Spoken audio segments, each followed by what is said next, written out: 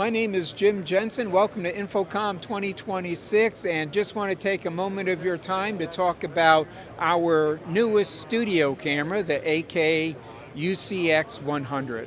There's a lot of interesting things about this particular studio camera, but let me draw your attention to just a couple of things.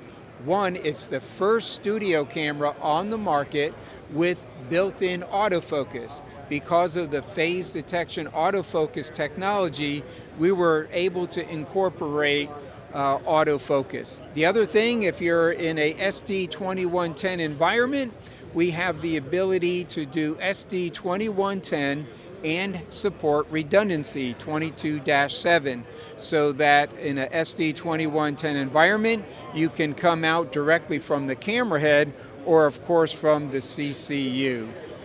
The other thing that you should be aware of on this particular camera, in many instances people are shooting into LED walls. And this particular sensor is really optimized for when shooting into an LED wall.